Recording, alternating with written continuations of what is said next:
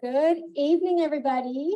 Happy Monday. Welcome to Instructor Presentations. I know this is something that we normally do on Fridays. And as you all know, due to the rain, we had to reschedule for today. So thank you so much for pivoting with us for this. So this is the night where it's a really special event. All of the visiting instructors take turns giving 10-minute talks about their work and themselves. And we also have our studio assistants in each of the reciprocating studios to come on up and introduce the instructors before they speak. Just to keep the event rolling, we don't take any questions. If you have any questions from the instructors, I highly encourage you just talk to them afterwards. We are going to start out with our ceramics instructor, Cathi Jefferson, and to introduce Cathi is Ryder Gordon.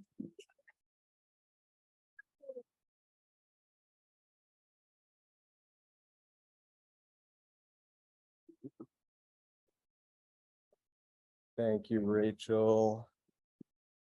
Cathi Jefferson is a salt fire potter from Vancouver Island, British Columbia. She's a studio-educated potter who has been practicing for almost 50 years. Her work takes advantage of the subtlety of flashing slips, combined with fine brushwork and the effects of salt and soda. Thank you so much, Cathi, for leading our salt and sawdust firings this weekend. Welcome, Cathi.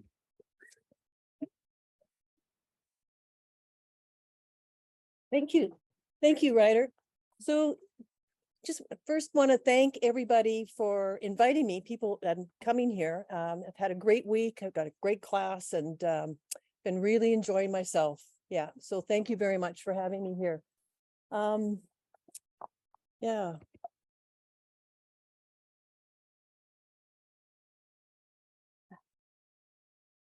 Okay.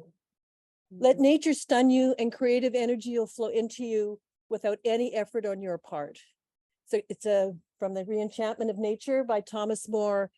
Just love that quote. And that really speaks to the work that I make. It's really influenced from nature. And I'm just going to kind of take you on a journey of where I live and why my work looks the way that it does for the seasons of the year. Thought I'd kind of locate myself first.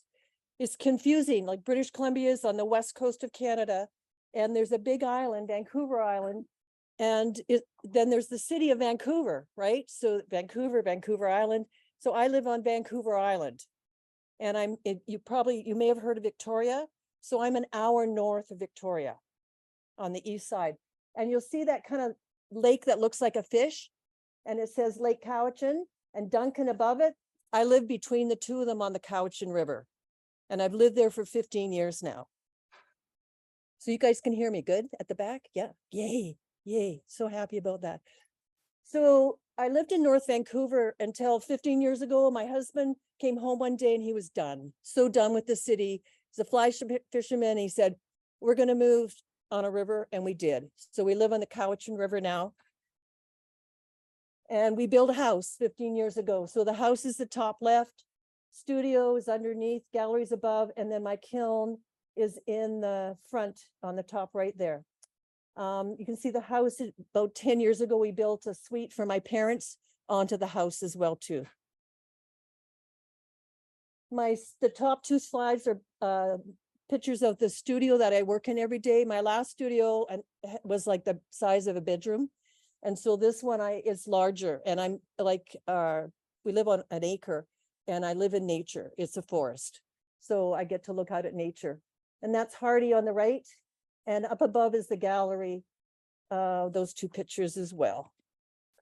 So there's the kiln is on the top left there, the kiln shed. And I have a 40 cubic foot gas car kiln for salt firing. And salt firing isn't kind of typical. I don't put glazes on the outside of pots. I put colored clays on the outside, and when the kiln is really hot, I wrap up salt and soda and wet wood chips in newspaper called burritos, we call them. So that's me on the right-hand side. I take out the brick above the burner, and then I drop the burrito in, and the burrito vaporizes in front of the burner and causes the sodium to get carried with the flame as it goes around the pot, interacts with the chlorine, chlorine. Silica in the clay body, sorry about that, and makes this clear sodium silicate glaze. So the pots are really determined by the firing process and the path of the flame through the process. So this is kind of a before picture of what the pots look like. And they kind of look all the same beforehand. And then afterwards, they look really different depending on where they are in the kiln. And it's not too like a regular kiln. You can see how much space is around the pieces because you really have to get the flame path to go through the work to interact with each piece to make a glaze on the piece. It's a close-up of some of the pieces. On the bottom right, there's 2 leaf mugs, I call them, and they're both the same going in the kiln, and the flame you can see came from the left more. So where it's lighter, that's where more salt path has traveled in that direction. And the piece in the middle, the tumbler in the middle is porcelain. So its reaction is quite different as well. So clay bodies make a big difference with the process as well.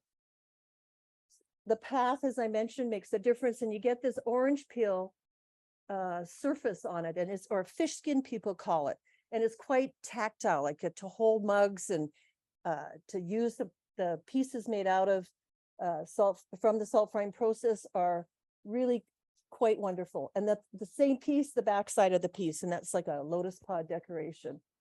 This is a close-up of that orange peel that I mentioned. It's a stone sculpture.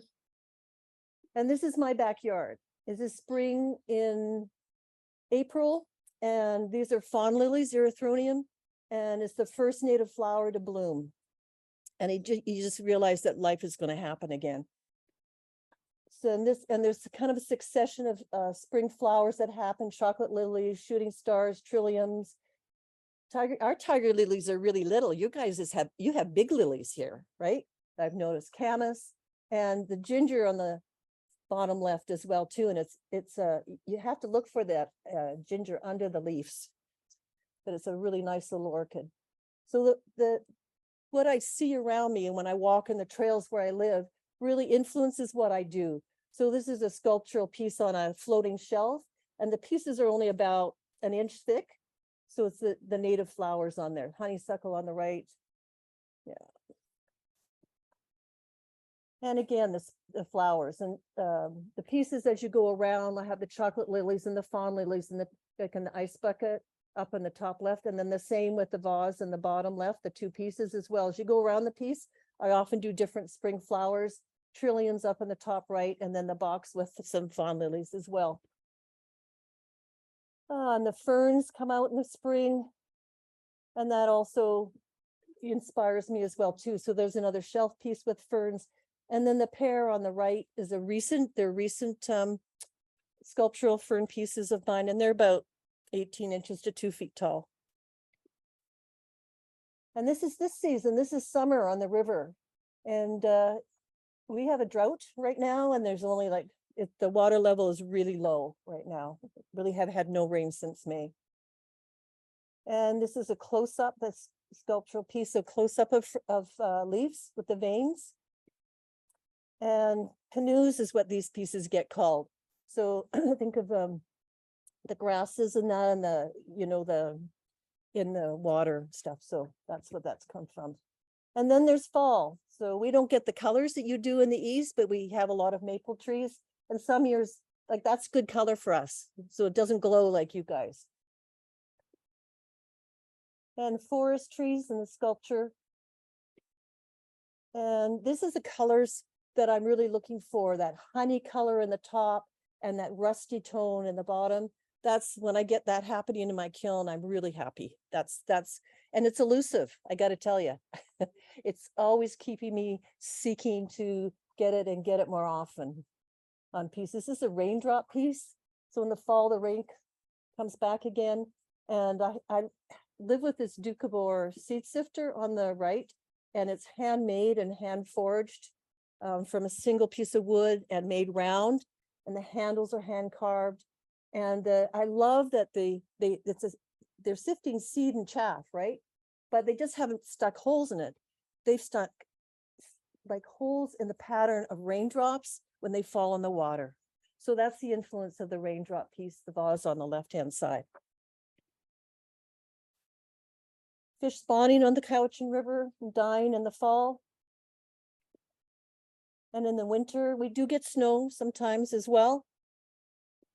And then that grasses and that coming through the snow can be influential on the pieces as well too. Well, that's it. It's my husband fishing on the Cowichan, and just have a favorite poem I want to end with.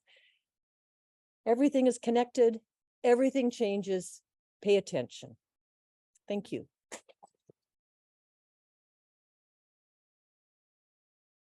You made it. It was like mid-30s. Thank you so much, Cathi.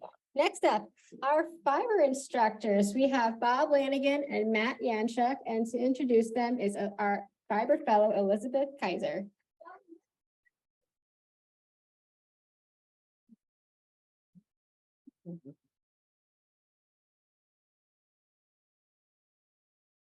All right.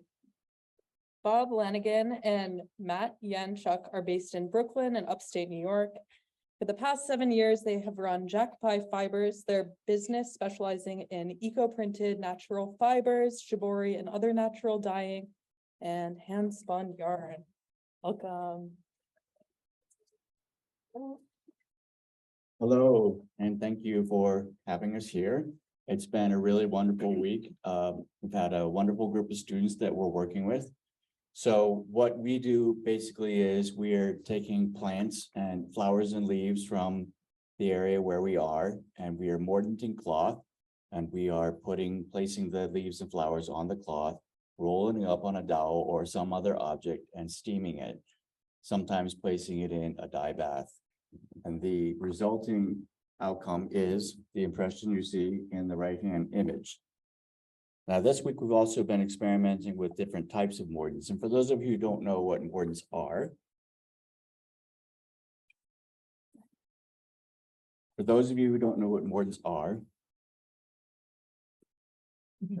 oh, okay, I see. They're metal salts. There's alum, potassium aluminum sulfate, which is a pretty safe substance. It's used in pickling. There's sodium acetate, which you eat when you eat potato chips. There's some that are less safe than those. We use iron, ferrous sulfate, and we use copper sulfate. And you all may know that iron, when it comes into contact with oxygen, it rusts. So likewise, iron has a different effect on our prints as well. So these are some of the flowers, marigolds. We have dahlias. Black hollyhock is one of our favorites. So we live in the city until we retire, which God willing will be in a year. We have a dye garden at our house upstate, and we grow indigo. We grow these flowers that you see on the right. They're some of our favorites. They're Coreopsis varieties. So this is how they get laid out. And then after that, they are, like I said, rolled up on a dowel and steamed. So here's some of the examples. So here's the black hollyhock, and then this leaf, star-shaped leaf is called sweetgum. We don't see that much upstate. We don't see it around here. And there's some other ones that you see hanging on the clothesline. The image on the left-hand side is a sunflower that came from the farm where we have a CSA. They grow theirs there. And the slide image on the right was this one on the left. Now, if I'd had any sense when I was putting together this slide projection, I would have put them in the same slide, but I didn't. So there we have it. Then what do we make? Now, Matt's been doing most of the sewing. He's a little less afraid of the sewing machine than I am. I did sew some flat square things a few years ago. I haven't done anything lately, but I'll still have to get back to that. We make some cosmetic bags, project bags, and these are some scarves that we've made, combining different fabrics with all naturally dyed things. Here's me clowning around. And the right-hand image is in progress. It's not really complete yet. And so they have some shibori dyed things in the left-hand image as well.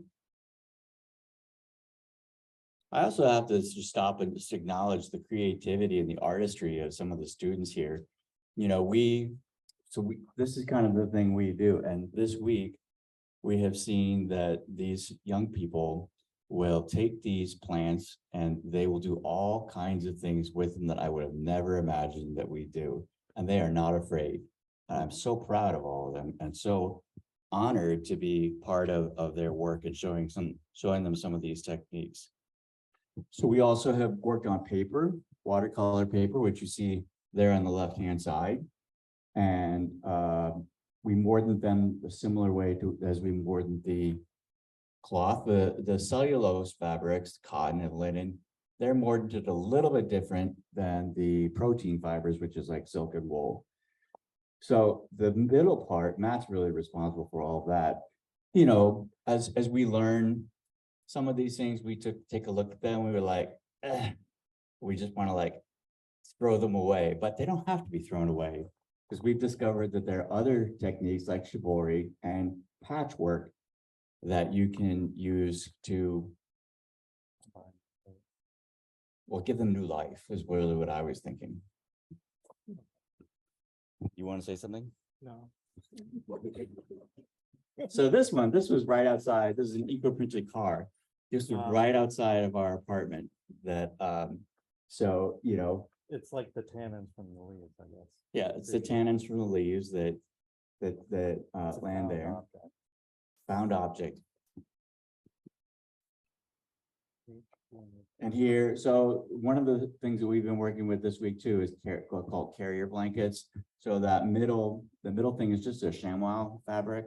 And what we do is we lay out the plants and fibers as we normally would, as you saw in some of these other images.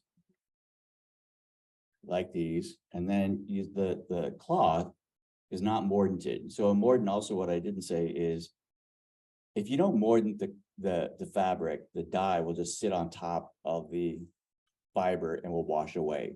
So the mordant is to chemically bind the pigment with the fiber.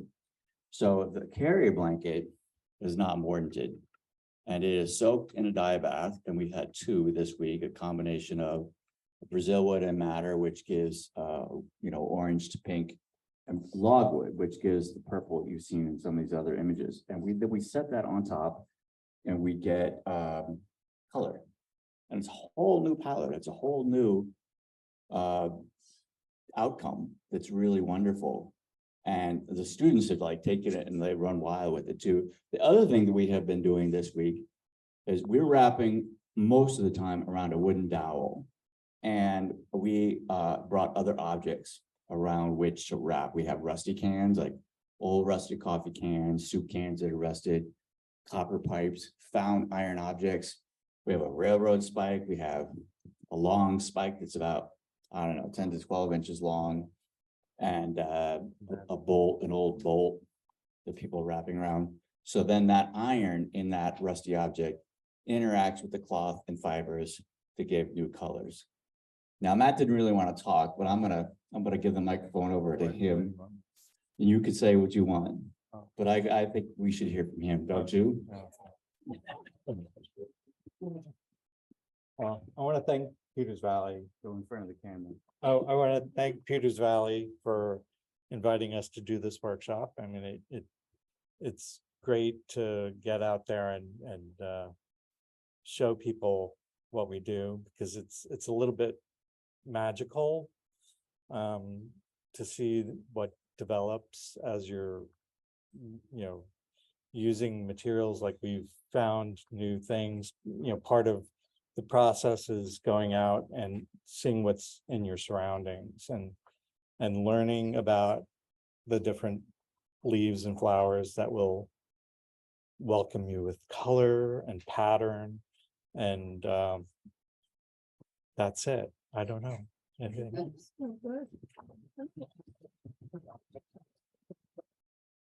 And I would just add on to that since we've been doing this, I see nature differently. I see the trees and the plants differently.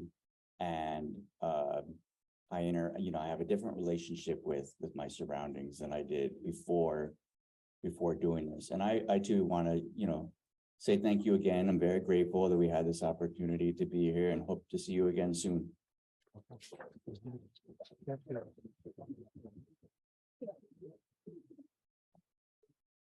Thank you so much, Bob and Matt.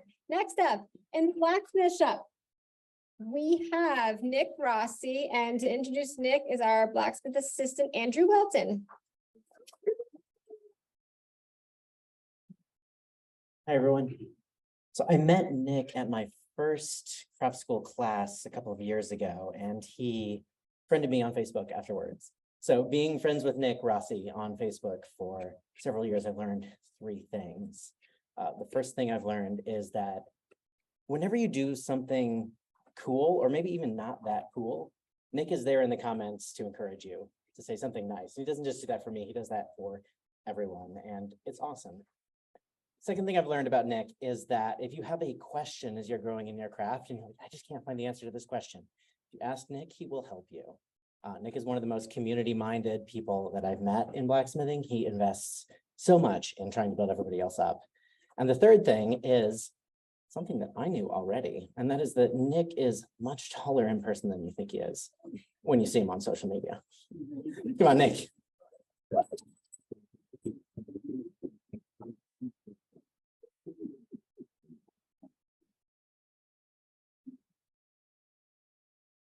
Oh, that's so nice. Thank you so much.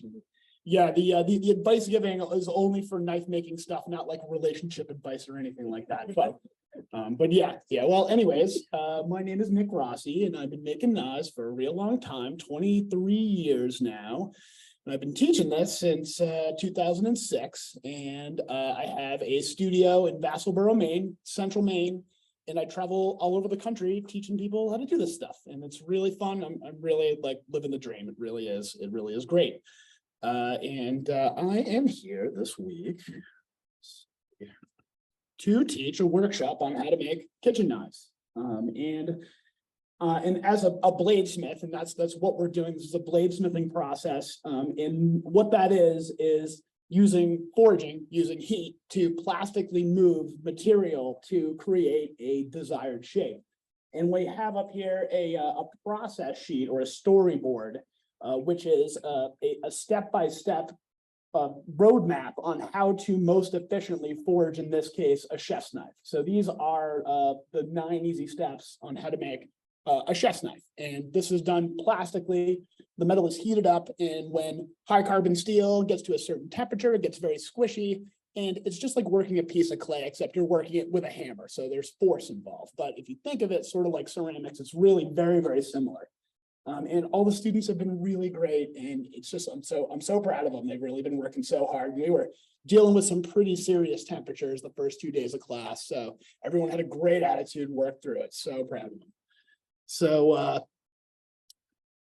I get asked a lot, so how'd you get into custom knives? And as a child of the 90s, there were lots of action movies that I watched quite a bit, and every movie sort of had this knife that was associated with the main character, and it was a part of, it was a character in and of itself.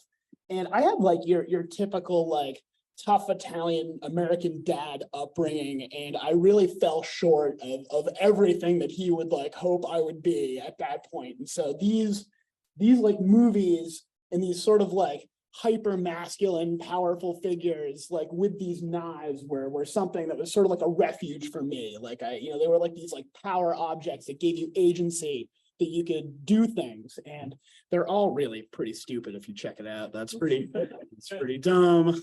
Oh yeah, gotta have that. And a wholesome one, Wesley, which is like, a big part of it. He's all right.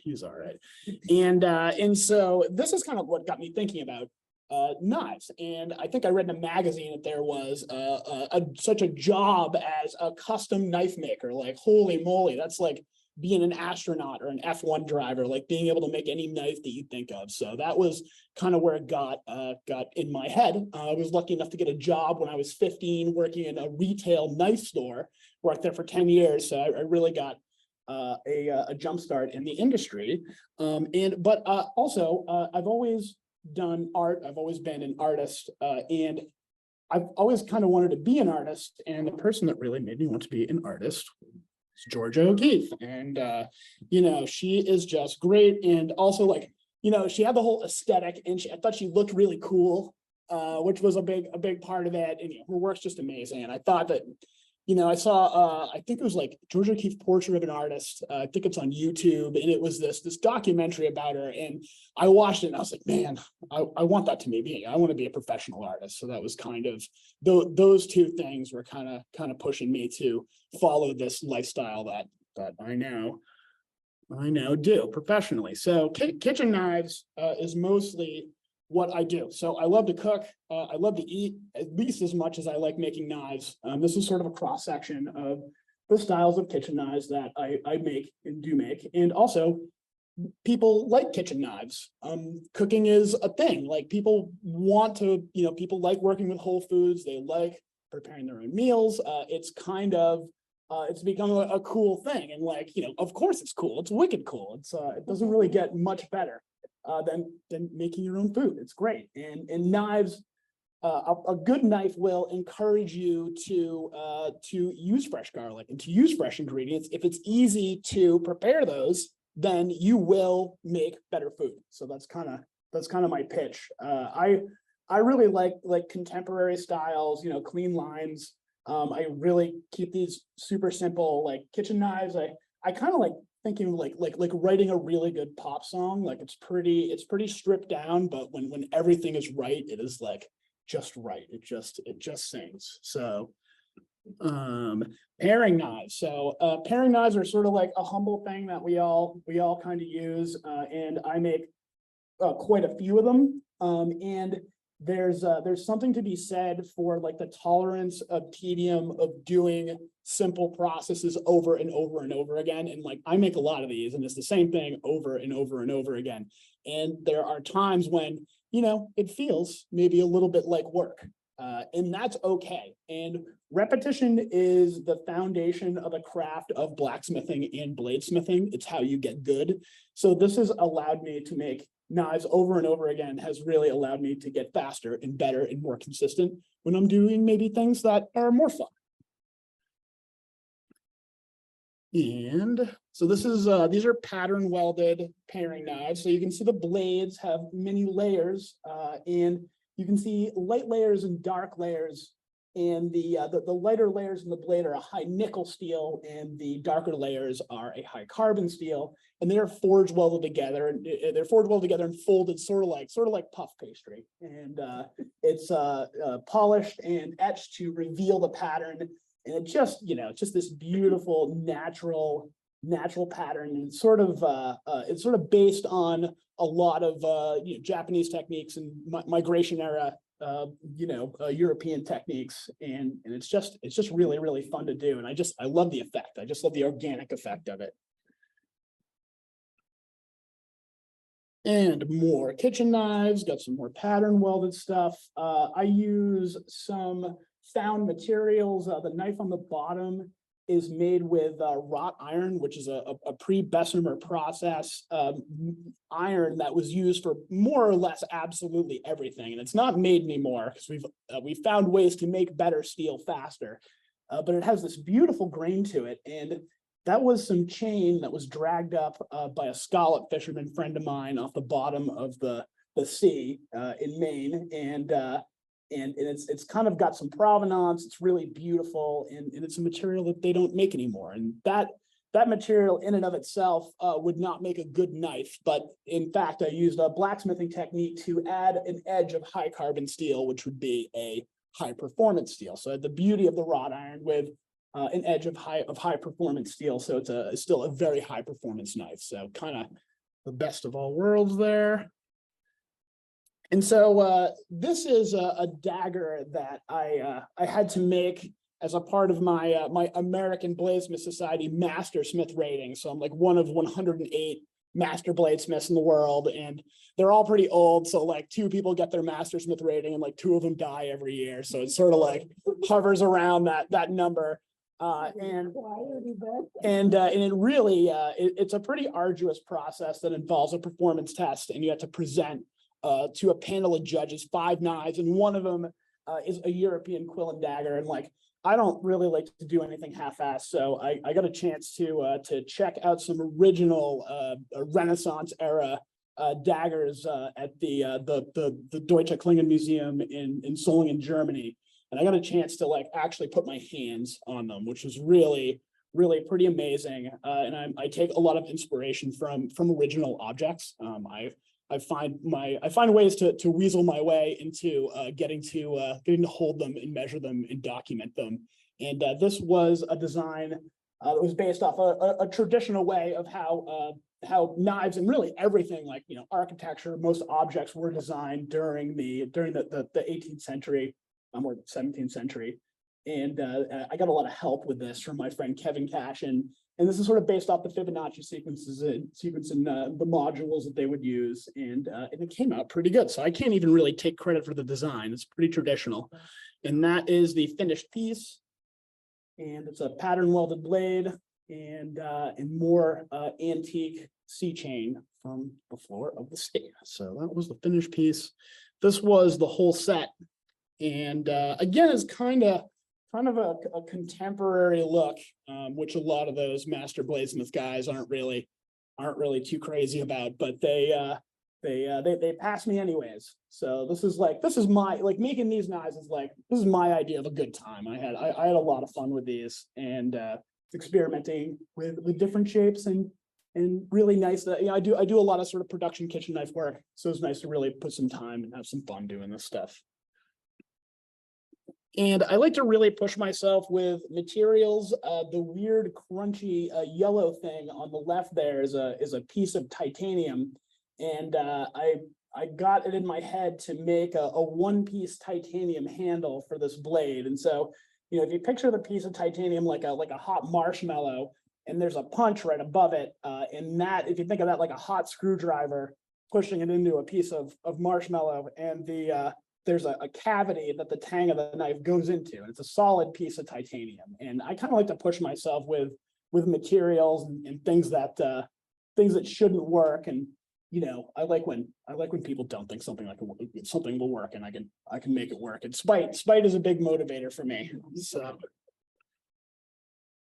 and that's the finished piece. And the blade is 2,000 layers of wrought iron and tool steel, and the handle is that same piece of titanium, and that's got a few gold raindrops on it too. This is sort of my interpretation of a Japanese dagger, sort of modernized with modern updated materials. What was that time? Okay. All right, and this is a pretty cool kitchen knife, kind of contemporary. This is a new steel that we've been messing with, called Magna Cut. Very, very high performance, but focusing more on my contemporary designs. And again, this is like my idea of having a good time. This is you know, sort of a traditional joinery inspired piece with a magnetic display stand, a letter opener, lots of traditional blacksmithing points, and it's pretty fun to do as well. I also make some tools, some titanium dongs here, and a Damascus pattern welded hammer that was pretty fun to make also. So that's me. That's what I do. Thank you so much for having me. Thank you. Thank you so much. Thank you, Nick. Next up, over in Greek, we have Glenn Grishkoff, a brush maker in town, making brushes with the class. And to introduce Glenn, we have the fellow Lindsay Davis. Hello. Glenn has taught, performed, and exhibited his work nationally and internationally in Japan, South Africa, and Thailand. He is a maker of many things, including ceramics, shoes, hats, and brushes. He currently maintains a studio practice in Anaheim and Los Angeles and teaches workshops in performance, brush making, and ceramics. Please welcome Glenn.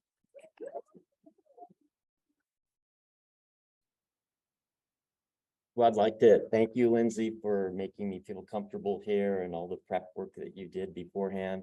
Also, I want to thank the staff for making my trip effortless in getting here. and most of all to my students. Thank you for putting your 100% into this class. I do these workshops and teach because I learn from you. When I went to graduate school, I call myself a graduate student instead of a graduate student. I deal with the tool as art. So people always say, are your brushes functional? Can you use them? And you can, depending on what your conception of function is. So in this slide, I have ermine tail, moose, deer, and these are all the different types of hairs I use with my students in the workshop. So people always say, can you use them? So on the left is an ermine tail brush, which is like a little weasel. And the brushes I make offer the alternative to the store-bought brush. That's why we come and make our own tools. And also the brush on the right is a horse mane brush where it's raku fired handle. I love the idea of the Enzo, the circle of life. And I'm painting with Sumi ink in this particular composition. This is a brush bouquet. Animals give me so much of their hair, bones, material. So I'm very cognizant about paying back homage to the materials I get from animal life. So I've done owls, rabbits, ravens. These are horse mane brushes with garnet dust in the clay. I love to hunt and actually gather my own garnet dust and raku them into my work. And the hunt for materials and being outdoors is really important for me. So that really affects my work. This is the brush bouquet being painted with one of my ringtail cat hair brushes, sort of a relative of the raccoon. On the right is how it's coming out when it's molten hot. So I take these pieces out at 1863 degrees and then thermal shock them and work with the smoke permeating the glaze. I visited Thailand and lived with the hill tribe and painted with the elephants. I've been to Japan, I've been to South Africa. For me, when I go to the different places, I don't take my normal materials. I work with what I have there. I'm used to my materials in my studios. Why go somewhere else? So in Thailand, they didn't have a brush hair. They were very young language. They used pens, pencils. They didn't use the brush. So like in China and Japan. So these were brushes made out of the broomcorn straw and paper rope. I would climb the temple steps and meditate. I've studied Buddhism. And so going there, I really was interested in using some of the material, that yellow color from their gloves and the prayer beads. So this is animal using animal. On the left, I had to work with a brush that had a crossbar so it wouldn't get stuck in the elephant's trunk. So what I did is I went down and I swam with the elephants. It was a ritual, and connected with them and came back up and painted with them in sort of an outdoor area like this. And I would charge the brush, meaning I'd soak it up with the paint, hand it over to the elephant, and I would trace what I wanted on the paper, and they would go and trace it back in. But the mahout, the human comrade, sort of worked with the elephant. On the right is a composition that the elephant made, and it was part of the collection. And then she actually wanted me to sign it, and I said, well, I shouldn't sign it. The elephant shouldn't put his footprint and sign it. So it was very powerful for me to be next to this elephant. So when I felt the air, it felt like a reverse vacuum cleaner. It went up my arm, and I had just had that Hill Tribe red jacket made. It took 2 weeks to make that, and I thought the elephant was going to splatter ink or the paint on me, and it was a gentle trunk like a baby's hand. It was really amazing. This is where I become the brush. So this is a brush bodysuit where I have my brush gloves, my brush suit, my mask, and it sort of felt like a little bit of a Mickey Mouse costume. So I wanted to become the brush bristle. So I made a 16-foot nautical rope brush, and this was my first performance where at that time I was sort of locked into one area, and then I did this performance using my shoes, and then this was the breakout to really perform and really dig deep into the brush and the essence of the brush. My concentration is never to be burned out by and get tired of my discipline. So I'm always thinking about how I can invent and be in the moment again and really challenge myself as an artist. The brush handle is this old sickle, and that was a colleague of mine, a painter, so he represents the painter. And this is what the brush looked like in the presentation along the woven painting. This was a very big influence for me. Being in Japan and working with master calligraphers, I observed how they would paint on the floor barefoot with giant brushes and just have a dance. So when they would dip the brushes into the ink, you had to go. You couldn't hesitate or stop. It was like a hose going on, but they would know where to step with their foot. And this is a big influence, this performance. I make handmade shoes. The shoes on the left are the wetsuits. I live in California, so I love the thrift stores. I love the hunt for used materials and recycling. The shoes on the right are cowhide shoes. Everything's hand stitched. I don't use a sewing machine, and I usually triple stitch. And I've taught shoemaking classes. Students come up with really good ideas too in my shoemaking classes. These are the marks that the deer hair brushes made on my shoes. So this was an old pair of cowhide shoes, and I made them into the brush shoes. So these are the shoes I performed with. I love the Enzo, the cycle of life. I sign my work with the full moon kanji, Japanese kanji. When I meditate, I go from the base of the spine around. We come out of the womb. Our watches are round. We have cycles from the moon and the water. The cycle of life is important to me. So people ask me, what's your favorite brush as a brush maker? And I say the feather.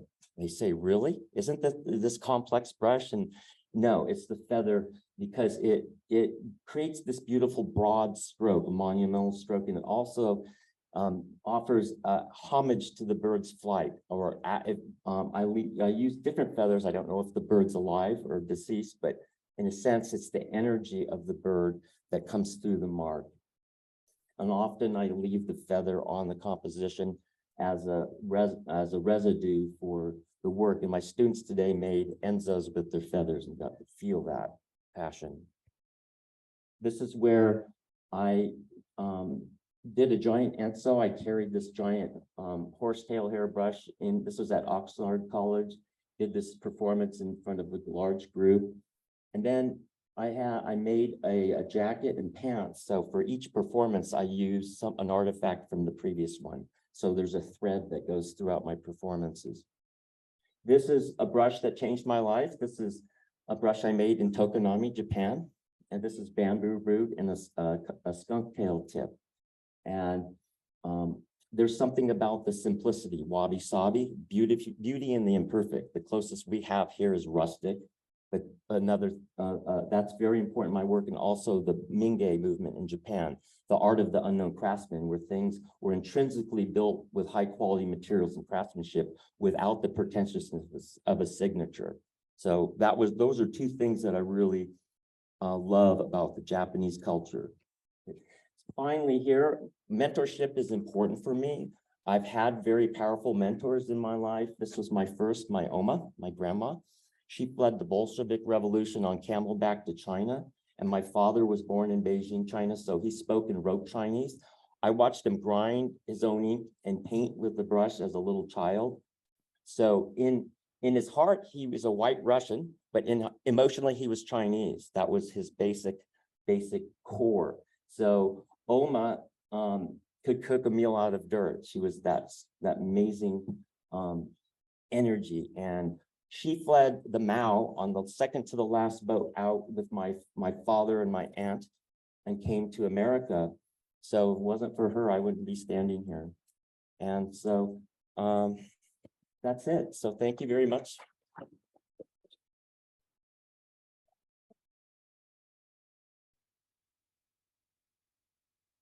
Thank you so much, Glenn.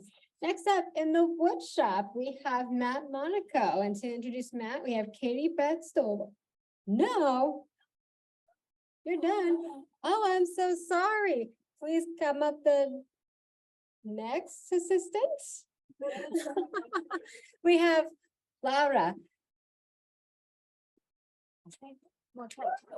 Laura Matake. Okay, don't worry.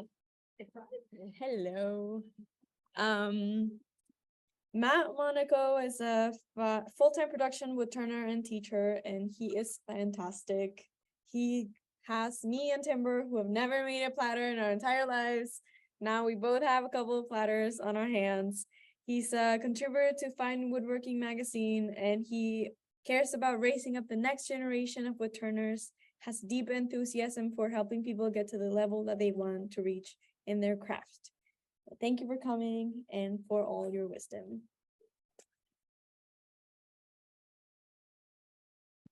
Thank you, guys. I appreciate it. I just want to say I appreciate everyone who has spoken before me. Thank Peters Valley for having me here again. I appreciate that a lot. It's just really inspiring and something that I just want to say that I really love. So it may be good to first pass a few items around just so that you can see what's going on. The piece that's right there is made out of purple. No, that's a spinning top. Yeah, right there. That's Purple Heart. That's a little utilitarian dish. That's a little spinning top with 2 loose rings on the stem. And so one of those items is going to be for the auction. But I guess I'll go ahead and get started here. Is it okay? So like, oh, it's a, yeah, there. Right there. Oh, okay, got it. Oh, yeah, okay, so there, yeah, that's just a full-on set of production items there going out to Shackleton Thomas Furniture. That's a place that I still work for. I don't work for them in-house anymore, but I still ship items out to them. Typically, I make very thin wall vessels. Some of them are natural rim, some of them are more open form. My entry into wood turning was really unusual because I don't have a traditional background in wood turning at all. I'm kind of a savant as a woodworker because I accidentally got into it. My background is actually in music, and somehow the motor skill of playing the drums was something that got me into wood turning by a complete utter accident. And so that was something that I really appreciate, because being able to have traditional knowledge, to know that I have some of it, to be able to share it, to talk to people, really any age range, but primarily having a concern with getting younger people interested in wood turning, something I care about. That would be a type of thin wall vessel made out of black walnut with the white or yellow coloration is sapwood, which is slightly softer. And then, that's a very thin wall vessel. They're meant to warp, and the asymmetry is actually something that is, I would say, is a feature. And then the next here, that is a series of items made for a fine woodworking article that's coming out, I believe, in October. It's a pepper mill plate and a rolling pin. So those are 3 items that I made exclusively over at Shackleton Thomas Furniture, and they're located in Vermont, in Bridgewater, Vermont. Those are some of the items you might find over there. That's a spinning top with a loose ring. That one of the items that's being passed around right now is based on that type of object, and that's made out of Osage orange, which is extremely hardwood, mostly used for making bows. And the Indians used to make bows with it, and also it burns very hot, so it's a good wood for a kiln or just fire. That would be a type of semi-enclosed form with a bead near the rim. So that's made out of black cherry. That's a form that I enjoy making.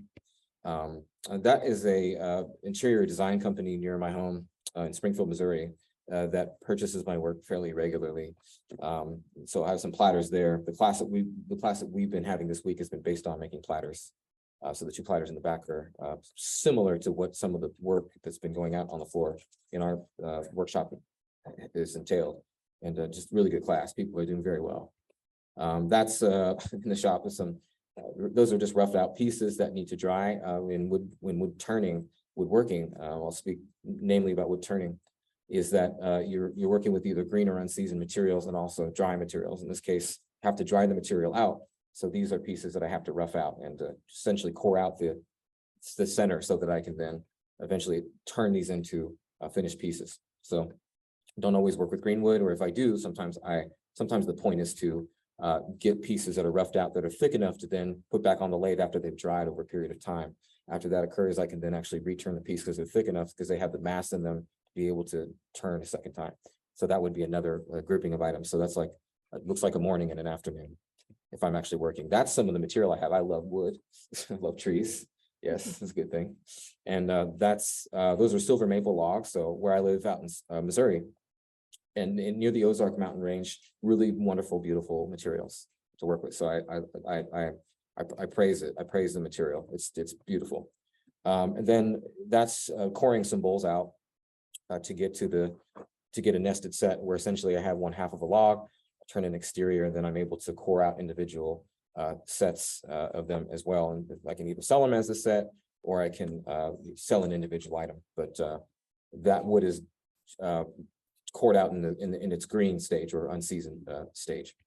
That's a little vignette that was used for a interior design company whose work I sell through. I call that a classic rim vessel and some fruit. That is at Shackleton Thomas Furniture, making some bowls or at least roughing some exteriors out over there. Let's see, that's a little box made out of ebony wood. A Gaboon ebony grows in Africa. Fantastic material. And that little box is a special piece to me. I keep that around. It's not for sale. Something I don't sell everything, but my favorites I keep for myself. That's a variety of platter that's sort of more or less based on the type of class that we've been having. Again, everyone's doing great. We have like everyone that already has 2 platters finished. They're nicely designed and getting into some nice stuff. Those are some of the grinds that I use. Some of the things I'm known for in my field, at least, are how to sharpen tools in such a way to get better results and how to put angles on them that allow the bevels to adhere to the surface better to get a better result, better cut, cleaner cut. One of the things I value mostly in my work, mainstay for me is getting surfaces that are so clean that you don't have to start with lower grades of sandpaper. You can start at the higher grade. So that's a good thing for me. I like to do that. Sharing that with others is something I value. That's the mill that I used to work at. Now I just ship items to them. That's in Bridgewater, Vermont. That's a really nice place. That Vermont has experienced a lot of flooding recently, like a lot. So, keep them in your mind, your prayers, or however you do that. So those are some items that are on the floor. The 2 items that you see I guess they would be the left. Those 2 little holoforms, those are pieces that I make for them. Those are little, I call it wood pottery, but essentially that's just an enclosed style vessel. And then the stuff on the right is some of the pottery that they produce on top of the furniture that they make is traditional English furniture, which is really nice. And I just love making items for them. It's a real pleasure. I call that astral. That's an astral pot. I find that the void in the center, which is just bark inclusion, it looks kind of like a phoenix to me, or it looks like a shooting star or something like that. So that piece is special to me. Not for sale. That's mine. It's only mine. I actually like it. So the next slide is relevant to my saying that because that's not a wall sconce, if you might think. That's a platter cut in half so that you can see the cross section. And one of the things that's similar to pottery practice is to see the cross section at least, and to know how something about thickness and how tactility and feel relates to being able to see the cross section. So I find that you might think something feels good, but unless you can actually see the cross section, I think you can learn things from that at least. So that's something that I would like to apply. And that is a cherry pot. There's a lid and a base container. That's a article that was shot for Fine Woodworking magazine. The finial, the little black teardrop on the top, that's also ebony. I like working with cherry and ebony. I like that contrast. And that was something that I actually designed at Shackleton Thomas. And I was happy to be able to sort of introduce fine woodworking to that environment, and to just have it be, instead of just woodworking, have something to do with a different aspect of the medium of woodworking, and talk about wood turning. So, and that's it, I think. Yeah.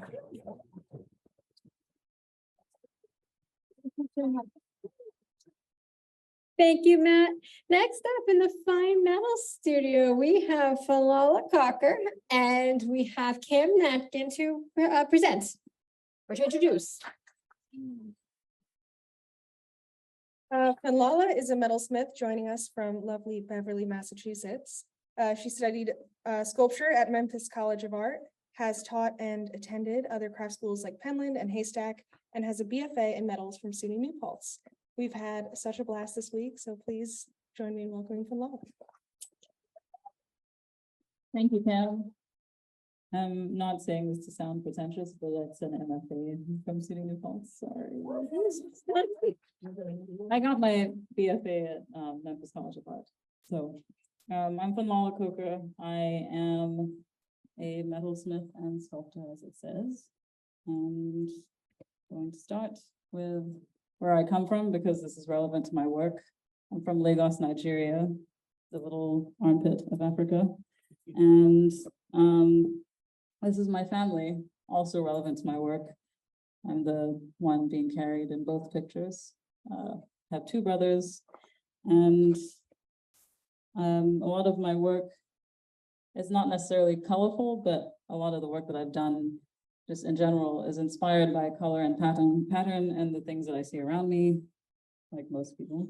But I grew up going to different markets and just being inspired by an abundance of things, I think, because Lagos is a city of 20 million people. It's very stressful, as you can see. That was my daily life until I was 18. I was fortunate enough to have parents who wanted me to work hard, and like they worked really hard, and they wanted me to study in the States just because that was the way that you could get a better education. So I ended up going to Memphis College of Art. It no longer exists because somebody squandered money and selfish, but it was a great place. It closed in 2020. I learned so much, and I was fortunate enough to go to a place that was a small school. As an immigrant and a shy person, I just was not, I don't think I would have been ready for the giant American school experience. I don't have a ton of work that I'm going to show you from my undergrad career just because it doesn't feel as relevant, but this is my final piece that I made for my installation. And I was mostly thinking about installation, and I was thinking about space and how I could change space and, do that with multiples and small pieces. So I was very fascinated by gnomes. And as you can see, these gnomes are climbing through this tornado and through another dimension into this like swirling mirror thing that is leading into another dimension. So I graduated and I was very scared and I didn't know what to do with my life. And I knew that I had all these skills. I studied a bunch of different things. I was into wood carving, I was into stone carving, metalsmithing, and sculpture in general. But I found the Metal Museum in Memphis, Tennessee during my undergrad career. And I was able to intern there as a blacksmith. And I knew that I loved it, but I also realized that it's very hard to start a blacksmith shop as just a human being. So I sort of pivoted. I went to take different workshops at places like Haystack and Penland. I worked with Elizabeth Brim, learned more about blacksmithing, and still was very nervous about just existing in that space. It's really hard to go around the craft schools and be the only Black person there. So I really appreciate seeing multiple Black people here.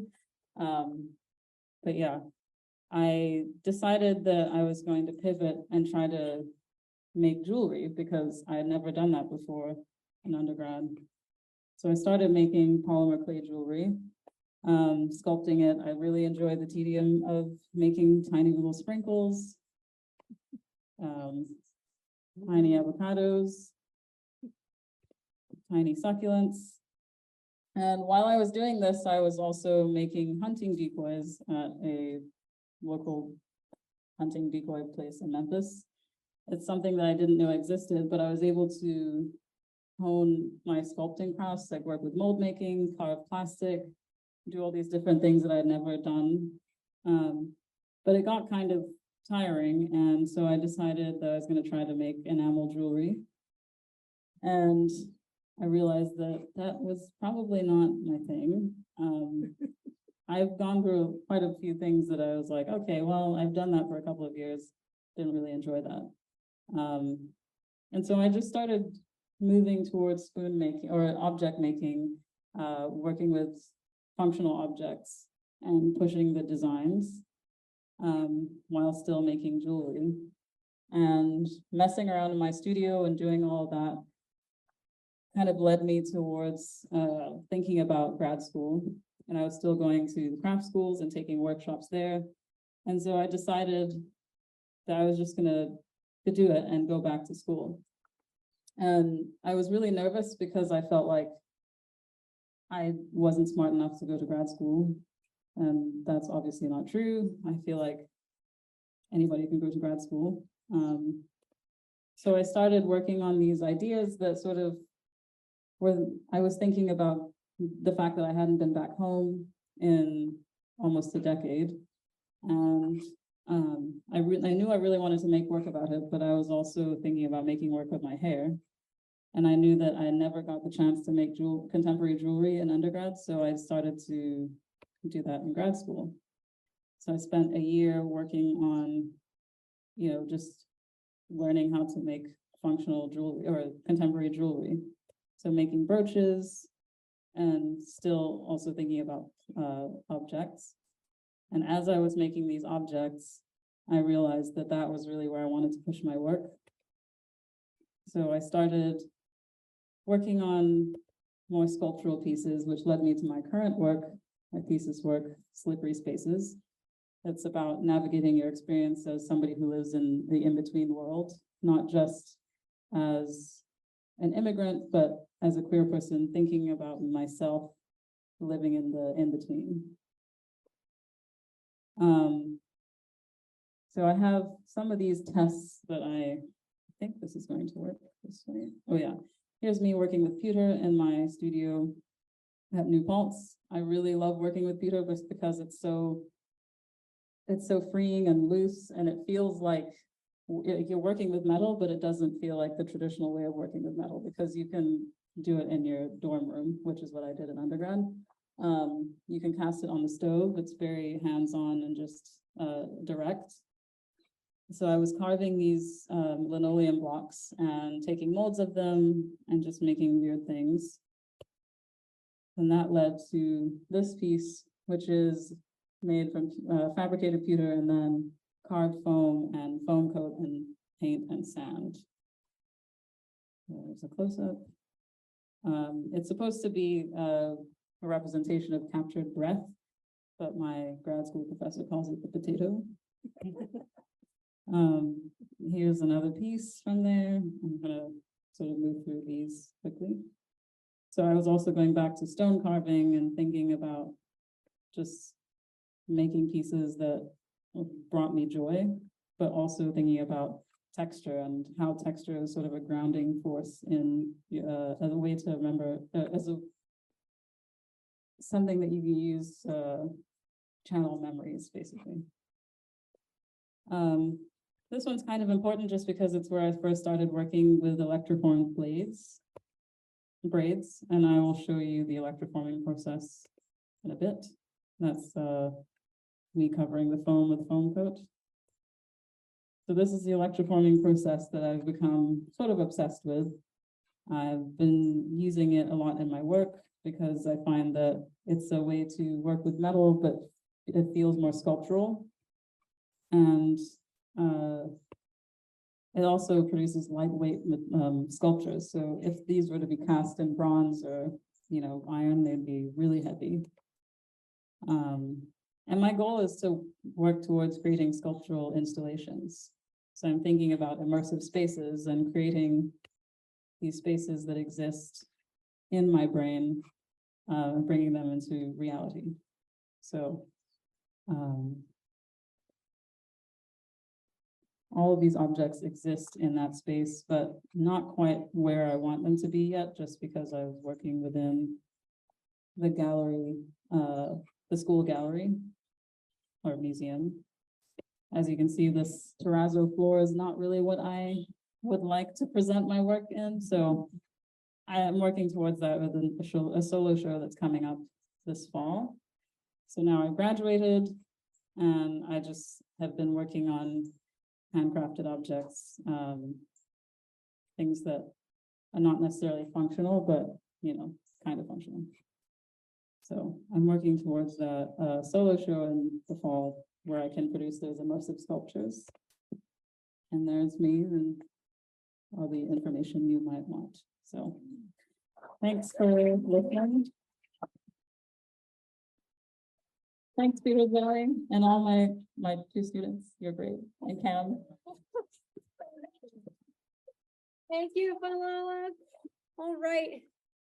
Thank you so much, everybody. Thank you so much to the instructors. Thank you for taking the time to put your presentations together and to come up here and share, your story with us. You all did a wonderful job. Thank you. And I really hope thank you everyone for being here. And I hope you've all been enjoying your workshops, and you only have one date left. So I hope it's a great day. Have a great night, everyone.